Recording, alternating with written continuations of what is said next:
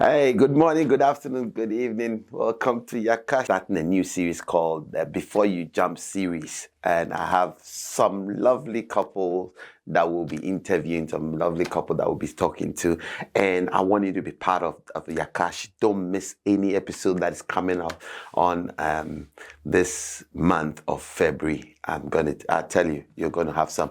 We're doing various couples from before they jump, just after they've jumped, and like older couples. We're interviewing a lot of people just to have a feel of where they are, in their relationships. And there's a lot of nuggets to learn from. So join us. And if you haven't gotten this book, please get this book before you jump. It's a powerful book. It's not necessarily for those who are just about to get married, but even those who are married, you can read this book, refresh yourself in your marriage. And listen, marriage is very serious. It's a commitment. It's something that will be with you for the rest of your life. So make sure that you are walking in it right and your relationships are really nice and God-centered. So join us in this Before You Jump series, and God bless you. I'll see you.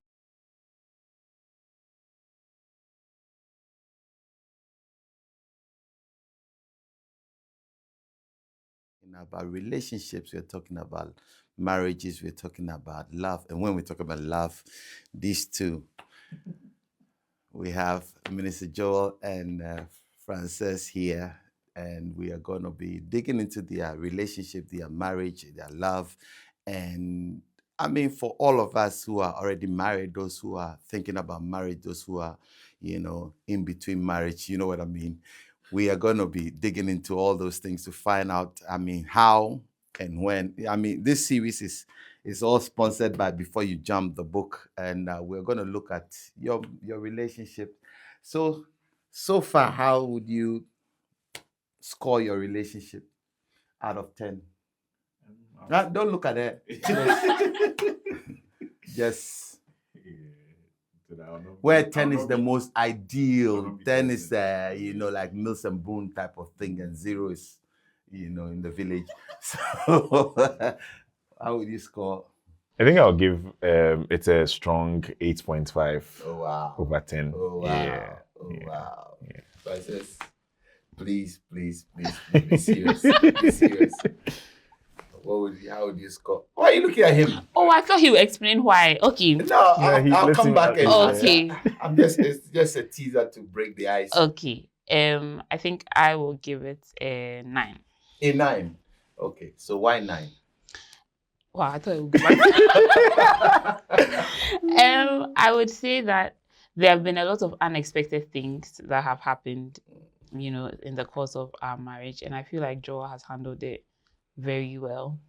I think the patience, the growth, the understanding has been impressive, and I feel like mostly the leadership, I feel like I felt led, and I thought I knew what I want to do. I know what I'm about, but then getting married, I feel like I got to understand what submission meant, and I've come to appreciate what submission means because my life has gotten better because I felt led.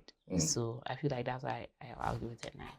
Okay, so she gave 9, you gave 8.5. Why 8.5? I think 8.5 for the similar reasons in terms of the growth. Like, in 3 years, I've grown more than I've grown in 20 years. I have it's been a lot of growth.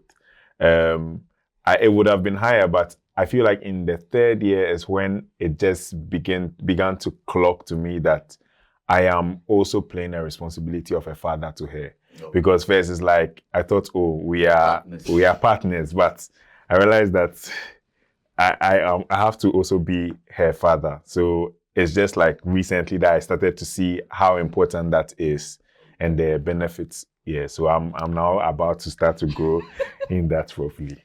Okay, so let's go all the way back to before you jumped. Mm-hmm.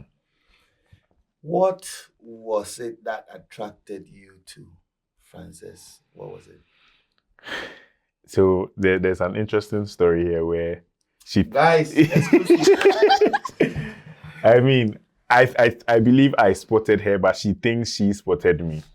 And she believes she is the one who orchestrated all of this. But so we were on campus, university, and she was just a very bubbly character.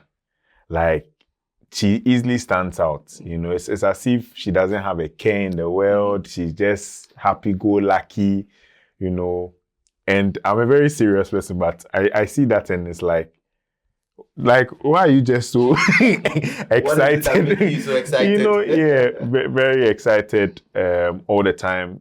Great personality, had a wonderful, you know, fashion sense, and I liked how the way she kept her afro, she kept her hair out, which also makes her stand out from a lot of girls at that time, because it's like everybody's doing something, you know, unnatural to their hair, but she just kept it, and then, you know, just bubbly, jumping everywhere. So that was one of the things that strongly drew me to her. And she would say hello to any stranger. Like, you don't know the person, but hey, hello, how are you? Like, I'm like, wow, your mind is out of this world. You know, those things intrigued me. Yeah. So, what would you say? Since you said you spotted him. Yeah. I think way before he spotted me, the first time I saw him, or probably the first time we met, I was coming from the cinema on Valentine's Day, actually. Oh. And I'm going to watch a movie with another boy who was a friend. And so my friend invited me to this Christian program. I enter, and then I see this guy on the stage with his guitar. You know, they are having praise and worship. And I'm like, You know, he's wearing a red polo shirt, red high sneakers, high tops, I think. And I'm like, to me, he looked like one of the nicest boys in the room. I feel like at that moment, you know, where my mind was, it was really about scouting fresh boys. So, in my mind, I was like, tall, fair, okay, I'll talk to him. Like, in my head, I was like, I want to talk to him after the service. So after it was over, I was supposed to be signing up people for missions. So I of course, I spotted him. So I said, oh, hi, are you going for missions? And he was like, I'm the missions director. I was like, sorry. But then, yes, I was like, oh my God, like the scripts just went out of my mind. And then I was like, okay, I mean, next thing, I was like, oh, can I hold your guitar? And then he was like, sure. But then he didn't know my accommodation. So he was like, but how will he get it? So yeah, we got to talking. And then, so from that moment, I knew like he was interested in all of that. But that's how we met. And yeah. Yeah, she thought I was pretty annoying as well. Oh, I mean, because attitude, right? Why would you say I'm the mission? Like, so corny. But it was so rude. It was so rude. I had to think about something really quickly. But yeah. That was that. So, if you were to tell a young girl, I'm talking to you now, if you were to tell a young girl maybe how to spot a guy, as per your experience, what would you say? I mean, with the benefit of marriage, with the benefit of everything that you know now, if you're supposed to, you know, like tell one of the young ladies that how to spot a guy. Yeah. Of course, my first spotting was physical, but then over the years, or as I got to know him, I was also spotting his fruits, because the Bible says, by their fruit you shall know them. And so I was looking out for he was very honest, like, and I feel like, you know, you get to know someone from how they speak, you know, how they behave around people. So I was looking at how he treats his sister on the phone, how he talks to his mom, how he treats his friends, the values he upholds, things that I want to do that are wrong. If he okays that, like, yeah, but if he doesn't. So I feel like, of course, in the house of the Lord, that's where I met him. And I saw him serving around, you know. I saw him being available. I saw him being faithful. I saw him being teachable. So I feel like, look, your eyes can do it. It sees a lot. And I feel like as women, we are very intuitive. So you will see the signs, but sometimes we ignore it. So, but having been married as well, it has been the same joy I saw then. I mean, of course, there are some things that I still see, but then, because he's the same person, you know, of course he has grown and all of that, but who you see before marriage is likely who you see after marriage as well. So you can't deceive yourself that the person will change but yeah. So what you see is what you will get. So definitely look out for the good characters, and I would say that is how you would spot. So are you saying Good. that we should spot the physical, but when you get close, you should look out for the character, or spot the character before the physical? Which one is it? No, I feel like physical attraction is definitely very important, because till this. But how would you rank that? Where would you put it? I feel like we all know what we like. And so, but if I was ranking physical attraction, to be like a 4/10. That is not very important. It is important, maybe 5/10. It is important, but then it's not the most important thing. Because I was telling Joel that I didn't choose him for his looks necessarily. It was his mind. It's how I always say it's his mind. It's how he thinks. It was more so his smartness or his intelligence, or his knowledge when it came to the word of God. And then the looks became So would you say that we should first be friends? Yes. And then look out for the things that we need to look out for, or we should look from afar and then try and observe the things that we need to observe before we get close to them. Which one would you remember? You're advising somebody. Yeah. I feel like even though I saw a fresh boy, I also got to know him. Like my motto wasn't this. I want this boy to become my boyfriend. It was, I want to get to know this person. This person looks interesting. And then, so definitely, if you see someone, how they behave, that you want to be there, you want to be friends with them. So I think the friendship is important. And then as you become their friend, because it was very platonic, like no ill intent, because friendship makes you see someone for who they are. Most of the time, if you just start crashing on someone, it's very clouded, and you wouldn't be able to see the things you need to see. So I saw his annoyance. I saw him being, very rude sometimes, being too honest sometimes. So I saw all the things I did not like. And then later on, when I actually started thinking about it, or I'm like, oh, okay, like Joe isn't actually this. Maybe it can be misconstrued as this. Then I got to know him, and I was like, oh, I actually like this part. And of course, you marry the problems you can handle. So I could handle his annoyance. That's not too much of a big deal. So definitely friendship very important, because we were friends for a very long time before it became romantic, and the friendship has continued until date. So, I'm gonna ask you a question, but I don't want it to be too long. So I'm picking on you. I'll come to Joe. Yeah. So The same thing. So I mean, I think for guys, I don't need to talk about looks, because I feel like we are automatically wired that way. Whether you say it is not important or not, we are looking. Yes. So obviously, that is already there, right? But I think when I was on campus, one of the things I began to realize, because I was in a hall that seemed to have all the hot girls or all the nice girls in the university campus. But I realized that anytime I got to know any of them and something about their character, the beauty just disappeared. It's like you can't even see the person as beautiful anymore. So obviously you have that first layer of filtering all the beautiful girls that you want to get to know, and then you have to start to get to know their character. One of the things I liked about Francis is when we became friends and we got to know each other, would have dawn prayers 5 a.m. on the park, and then I'll always go to her room and knock and wake her up. And for some strange reason, she'll wake up and come. She'll follow me to the pitch almost every single day. And the annoying thing is, after we finish dawn prayers, I'll tell her that I'm going to do dawn broadcast in one of those, so she should follow me. and she'll follow me, and I was amazed that this girl, why would she follow me? And because dawn broadcast, it can be embarrassing. You're standing in the court shouting, preaching, and everybody who's this weird person, and you're associated with the weird person that is preaching.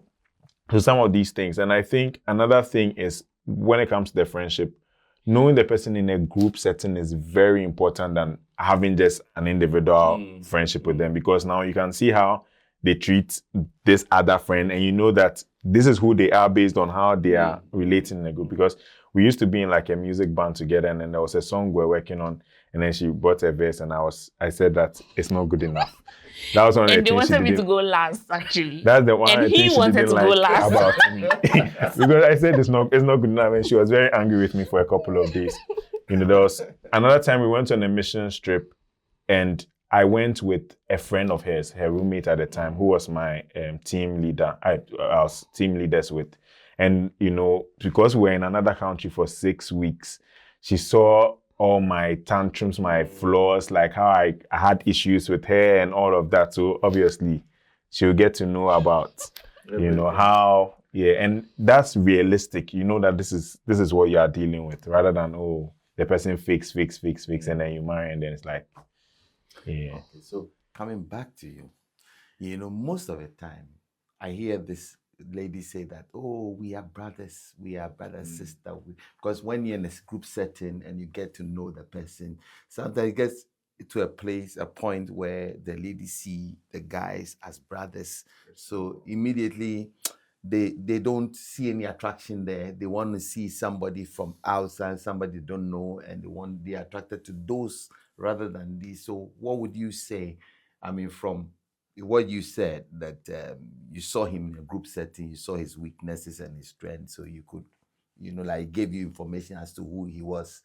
How would you advise a young lady not to see, oh, it's my brother, and not see that there's a potential? Yeah. I feel like in a group setting, there's a lot of counsel going on. You know, this, do that, do that. And the Bible says that in a multitude of counsel, there's safety. So I feel like I personally was very confident, even though getting to the wedding date, I was a bit scared. But I was very confident in marrying Joel because I knew him. I felt very safe because some years ago, I was a bit scared about marriage. I'm like, wow, it feels so permanent. It feels so, you know, like if you don't get it right, like you're doomed. It can be very terrible. So I actually wanted to marry someone I was sure of. I know you can never be too sure, right? But someone whom my friends knew, my family knew, whom I had known for a while, you know, like someone familiar. Because to me, it's so dangerous to go and pick someone that people don't know, someone you met online, which, I mean, I know we're in a different time with dating apps and all that, but I feel like that's the best person to marry. Someone who has become like a brother, someone who is your best friend, someone you're comfortable with. Because to me, 80% of marriage is talking, is spending time. You feel like it would be sex and hotness, like. But then majority of it is talking, you know, thinking about how to improve your lives and the family. So if it's someone you can't be yourself with, I feel like that's a recipe. I don't think I like the like a brother line, because maybe you don't use it that way, but I know a lot of Christian girls especially throw that like a brother line a lot, and it means that you that I have put them in the friendship in the brother zone, you're in the brother zone, you're not coming out. I'm not even considering you at all. So maybe I think it may be like friend, but brother. Yeah. But maybe brother because of how comfortable you've gotten with the person. Yeah, not like because truly you can never be my brother. So look in the camera and tell a sister what they shouldn't do in terms of picking a guy. So there you go. Okay. So first of all, don't marry a man with a television and leave the man with a vision. Or else you'll be watching the man with a vision on the television. Now you're going to break that down. Okay. So when you are choosing a man, you want to choose someone who has a goal, who has a vision, who knows what God is calling him to do. Because then you can help that vision. You can help him, you know, women are incubators. You can help him realize, you know, this purpose.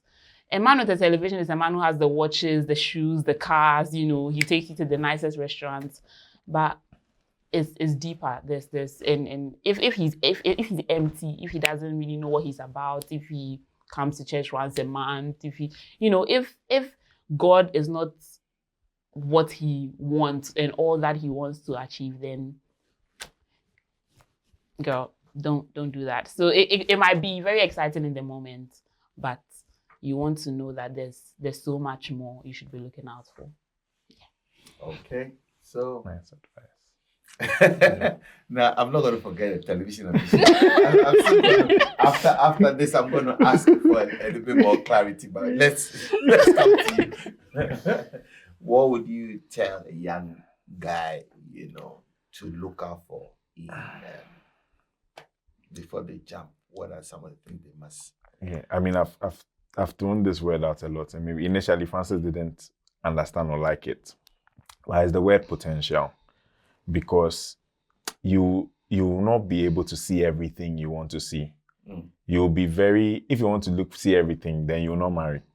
And you have to marry you'll not be 100% sure, but once you can see that, okay, there's potential here, there's potential for this person to really help me, achieve the vision that God has laid on my heart. Once you see that there's potential for this person this person is trying to improve themselves daily, they are teachable, they are faithful, they are available, you see that they are growing in that direction, then yes, and don't just go for the shape, the body and all of that. Those things are important, but trust me, there are more important things to look out for.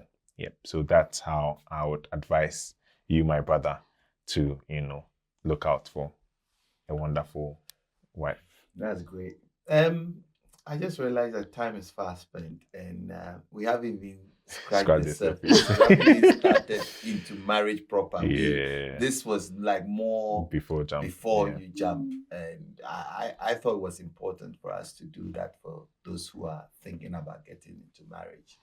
And I think I would like to invite you guys again, so that we would love to be here. We'll go into marriage proper, because it doesn't look like we'll make if we're going to go into it will become like an hour, 2 hours. I agree. But so far, what is the one thing that you can say you thank God for in marrying the partner you married? I mean, I'll start with me. If I'd married any other person, in those days, 28 years ago, 29 years ago, I was a choir director, so I had about more than 40 options to choose from. And I was one of the few eligible bachelors, finished school. I had my own 2-bedroom flat, I had my own car, and I had a job. So it's like I had a lot of ladies around. And with the benefit of hindsight, looking at all the potential ones that I was looking at the time, 28, almost 30 years on, she's the best choice I could have ever made. In terms of where I am today, there's no way if I chose any other one, I would be sitting where I'm sitting now. So for me, the best choice, because she's enabled me to be what I am today. So.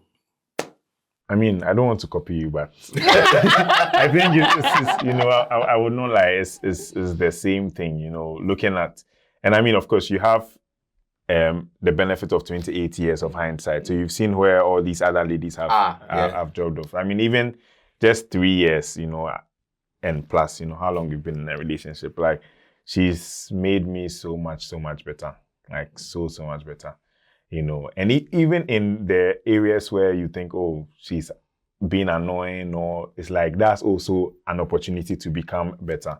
One of the things she keeps doing is, she keeps blowing me away and surprising me with, like, there are things that I didn't even recognize, but I am seeing now. She's unveiling. I don't know why she was keeping it, but she's like, okay, now that you've done 3 years with me, let me show you the more power I have. So it's amazing to see that all the time, especially even with, having a child now. It's like, yeah. The next meeting is not going to be this nice. So we'll go to a nitty-gritty. This is more fluffy. I'm telling you. Before you jump, it's fluffy. So, Francis, what would you say? I feel like, for me, one of the things I have been worried about is not to have a purpose-driven life. And I think with Joel, it's been exactly that, because from dating, anything I bring to him, he'll be like, what does the Bible say? And I'm like, okay, this is getting old. But truly, even till this day, decisions are made because, like, the Bible has always been the standard. And so being able to live a life, and so my character has gotten better because I'm always being rebuked, and I'm someone who, I loved worship more than reading the Bible. I loved prayer more than reading the Bible. So having someone who always brings me back to God's word, I feel like has made me a better person, even when life has gotten difficult. So, well, family, I think we'll have to put a period on this here, and we'll continue because time has run so fast. They say you don't realize how my time runs when you're in good company, and I think I'm certainly in good company with Joel and Francis, and it's been great. I definitely want to have you guys back before the series ends, and I don't know how long the series is going to go, but before the series ends, I would definitely want to have you guys back. So because we also want to ask you a couple of questions. All right. That's fine. So we'll do that. Definitely, we'll do that again in sometime. But it's been great. I've enjoyed it. I knew I was going to enjoy you too, because I mean, I haven't seen anybody who's as serious like. That's why I married. And I haven't seen anybody who is so serious as Joel. But they make a very good pair, and it's been great. So until we come your way again, this has been your host, Pastor Chris. I'll see you next week. Shalom, peace, God bless.